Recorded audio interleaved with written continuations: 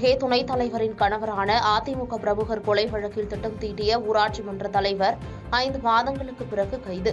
திருவள்ளூர் மாவட்டம் பொன்னேரி அடுத்த வீச்சூர் ஊராட்சி மன்ற துணைத் தலைவர் வைதேகியின் கணவரான அதிமுக பிரமுகர் சுமன் கடந்த ஆண்டு அக்டோபர் மாதம் 2ஆம் தேதி மர்ம கும்பலால் கொலை செய்யப்பட்டார். இந்த சம்பவம் குறித்து மணலி புதுநகர் காவல்துறையினர் வழக்கு பதிவு செய்து விசாரணை மேற்கொண்டு வருகின்றனர்.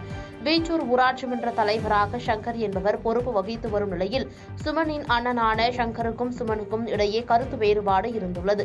இந்நிலையில் சுமன் இறப்புக்கு சங்கர் தான் காரணம் என்றும் அவரை கைது செய்ய வேண்டுமென வைதேகி தொடர்ந்து காவல்துறை மாவட்ட ஆட்சியர் உள்ளிட்டோரிடம் மனு அளித்தார். இதையடுத்து கொலை தொடர்பாக அதே கிராமத்தைச் சேர்ந்த கூலிப்படையினரான சுமன் உட்பட 8 பேரை மணலி புதுநகர் காவல்துறையினர் கைது செய்து சிறையில் அடைத்தனர். இந்நிலையில் கடந்த 2 மாதங்களாக ஊராட்சி மன்ற தலைவர் சங்கர் தலைமறைவாக இருந்த நிலையில் தஞ்சாவூரில் பதுங்கியிருந்தபோது தனிப்படை போலீசார் கைது செய்து பொன்னேரி நீதிமன்றத்தில் ஆஜர்படுத்தி சிறையில் அடைத்தனர்.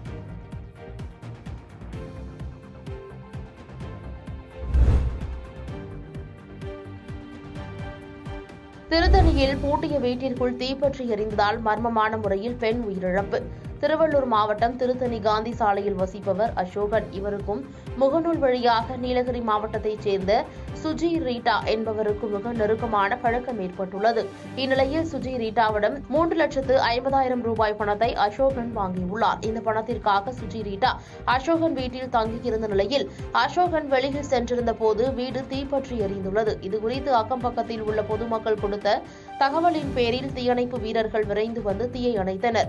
இதையடுத்து போலீசார் உயிரிழந்த சுஜி ரீட்டாவின் உடலை கைப்பற்றி திருத்தணி அரசு மருத்துவமனைக்கு பிரேத பரிசோதனைக்காக அனுப்பி வைத்தனர். இதுகுறித்து திருத்தணி போலீசார் வழக்கு பதிவு செய்து விசாரணை மேற்கொண்டு வருகின்றனர்.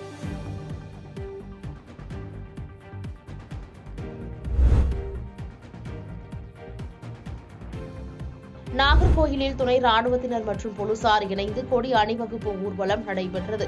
கன்னியாகுமரி மாவட்டத்தில் நாடாளுமன்ற தேர்தல் மற்றும் விளவங்கோடு சட்டமன்ற இடைத்தேர்தல் உள்ளிட்ட 2 வகை தேர்தல்கள் நடைபெறுகிறது. 4 முனை போட்டியாக நடைபெறும் இந்த தேர்தலில் மக்கள் அனைவரும் வாக்களிக்க வேண்டும், அச்சமின்றி வாக்களிக்கலாம் என்ற விழிப்புணர்வை மக்கள் மத்தியில் ஏற்படுத்தும் விதத்தில் நாகர்கோயிலில் பறக்கை சந்திப்பிலிருந்து இளங்கடை வெள்ளாடைச்சி விளை வரை சுமார் 5 கிலோமீட்டர் தூரம் துணை ராணுவத்தினர் மற்றும் காவல்துறையினர் இணைந்து கொடி அணிவகுப்பு ஊர்வலம் நடைபெற்றது.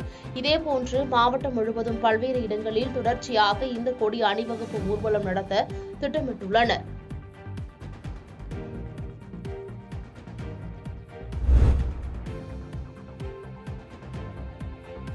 ஒரிசா மாநிலத்திலிருந்து பெங்களூருக்கு 15 கிலோ கஞ்சா கடத்த முயன்ற இருவரை போலீசார் கைது செய்தனர்.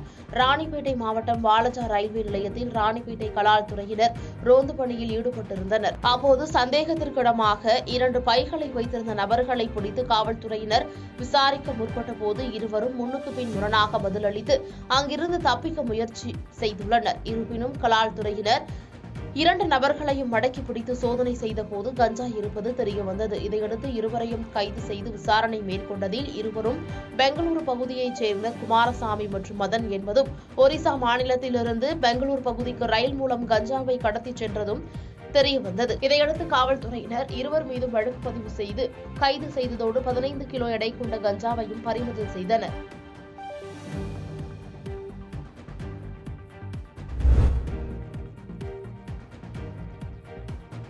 தர்மபுரி அருகே நகை கடைகளுக்கு எடுத்துச் செல்லப்பட்ட தங்க ஆபரண நகைகள், வெள்ளி நகைகள் பறிமுதல் செய்யப்பட்டது.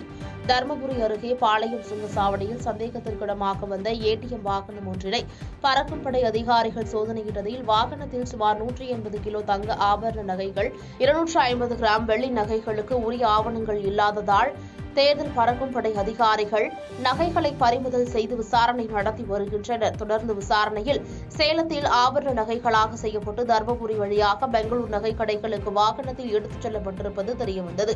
இதையடுத்து வணிக வரித்துறை மற்றும் வருமான வரித்துறை அதிகாரிகள் வரவழைக்கப்பட்டு நகைகளுக்குண்டான ஆவணங்களை எடுத்து வருமாறு உரியவர்களிடம் அறிவுறுத்தப்பட்டுள்ளது. பாதகம் செய்பவரை கண்டால் நாம் பயங்கொள்ளலாகாது பாப்பா, மோதி மிதித்து விடு பாப்பா, அவர் முகத்தில் உமிழ்ந்து விடு பாப்பா. அண்மை செய்திகளை உடனுக்குடன் தெரிந்து கொள்ள இணைந்திருங்கள் இயம்நாடு தொலைக்காட்சியுடன்.